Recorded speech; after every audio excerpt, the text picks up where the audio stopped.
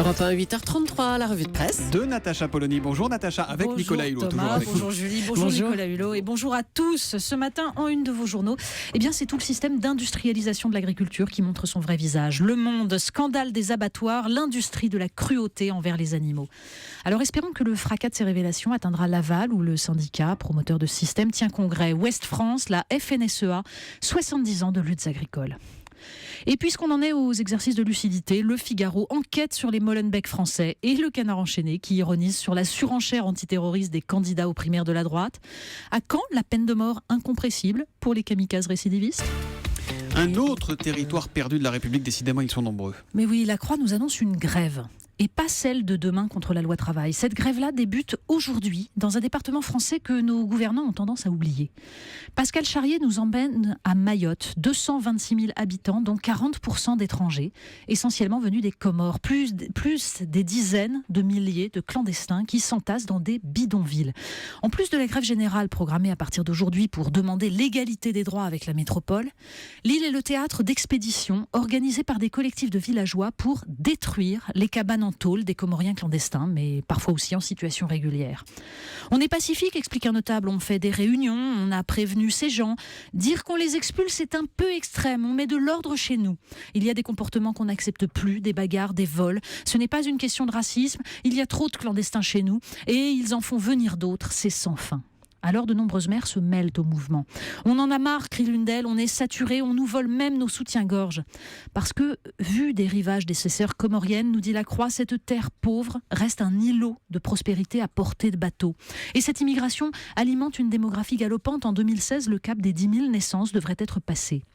Résultat, des écoles surpeuplées et un professeur qui dénonce. Si la France veut qu'on accueille tous les Comoriens, qu'on nous en donne les moyens, qu'on crée assez de places dans les écoles et les hôpitaux, on ne peut remplir un verre indéfiniment. Ce mouvement s'agace aussi contre la CIMAD et toutes les associations qui prennent la défense des Comoriens. Comment arrêter un flux migratoire entre des îles séparées de 70 km ? Impossible, nous dit la Croix. Les mères comoriennes sont prêtes à tout pour que leur enfant devienne français, et ils le deviennent, mais sur une île surpeuplée, abîmée par la drogue et la pauvreté. Alors, la question, c'est qu'est-ce qu'on fait exactement, Nicolas Hulot, face à cela ? On développe, on revient sur le droit du sol, on aide les Comores ? On met des murs, on met des barrières, on verrouille l'Europe.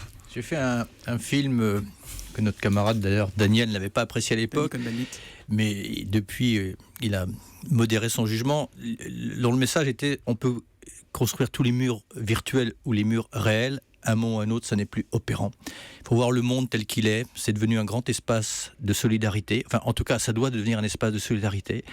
Ça marche un temps, mais ce temps est compté. Et cette situation que vous évoquez, déjà de l'évoquer, c'est une bonne chose, parce que pendant très longtemps, c'était tellement éloigné de notre esprit qu'on n'en parlait pas.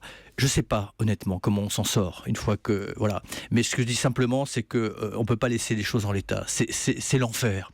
Voilà. Et la réponse, c'est plus d'Europe ou moins d'Europe ? Plus d'Europe, mieux d'Europe. Et c'est pas de moins d'Europe dont on a besoin, c'est de mieux d'Europe. Mais encore une fois, faut-il se mettre d'accord sur l'ambition européenne ?